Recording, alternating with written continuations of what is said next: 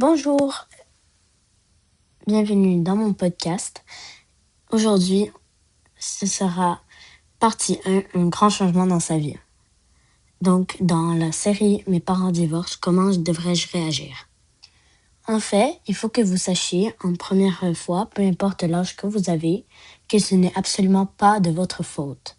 Même si ça faisait plusieurs années que vos parents étaient en relation, peut-être sérieuse, mariage ou pas de mariage, ça n'a pas d'importance. C'est tout de même une relation que vos parents ont entretenue assez longtemps pour certains.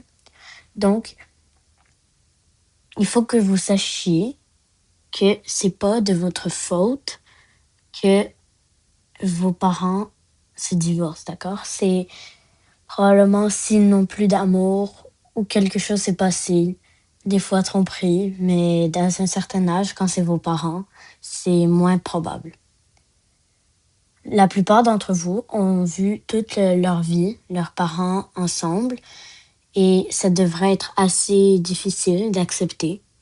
Avoir des larmes dès que vous l'apprenez est totalement normal, il faut pas avoir honte. La plupart du temps, ça fait du bien. Il faut vraiment savoir et s'entraider. Parfois, si vous avez vraiment des émotions trop fortes, vous n'avez pas personne à qui parler, parents absents, pas de frères et sœurs, et que vous avez vraiment envie d'en parler, vous pouvez probablement demander l'aide d'un psychologue qui vous aidera.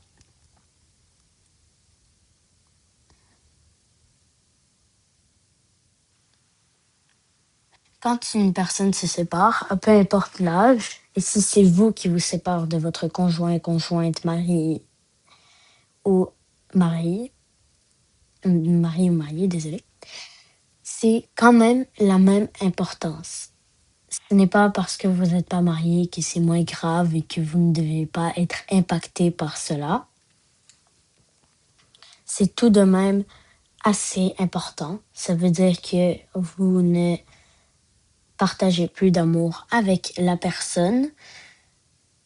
Ça peut être difficile parfois de l'accepter, mais si jamais vous sentez, mais vous êtes encore en relation, que ça ne marche plus, vous avez plusieurs disputes et tout ça, vous pouvez lui dire calmement.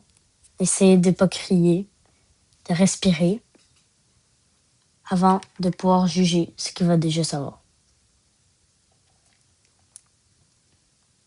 C'est sûr que c'est difficile pour tout le monde, enfants, adultes, adolescents, de tout âge. Donc, comme je disais avant, c'était normalement vos parents, la plupart du temps, vous les connaissez depuis votre naissance ensemble et de voir qu'ils ne le sont plus est un très gros choc émotionnel. À partir de 1 à environ 5 ou 6 ans, vous comprenez un peu moins l'importance. Mais je ne généralise pas, attention. Ce n'est pas subjectif et tout. C'est juste que les enfants de cet âge ont moins tendance à comprendre pourquoi et est-ce que je devrais faire quelque chose. Dans la mentalité d'un enfant assez jeune, c'est plus le cas de juste changer de maison et d'avoir 2 fois le même cadeau. Alors que la plupart des 6, 7 jusqu'à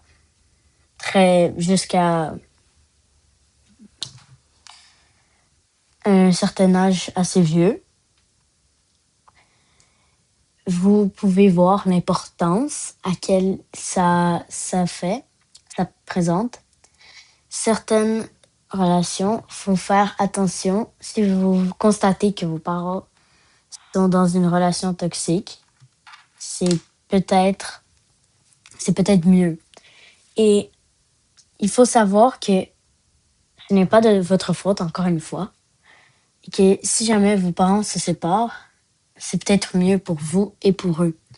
Je sais que personne ici aime voir ses parents se chicaner et que ça peut être dur à entendre, des cris parfois.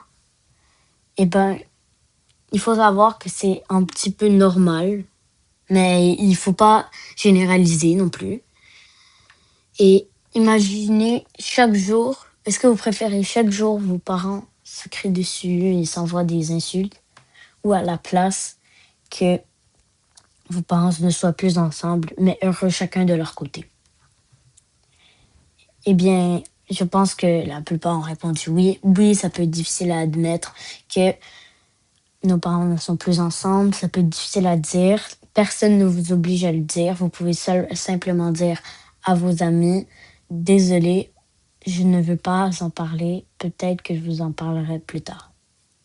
Donc, ça termine la partie 1, un grand changement dans sa vie. J'espère que vous avez aimé le podcast et la suite est en bas ou va bientôt sortir. Au revoir. Et c'était Vic Cutie.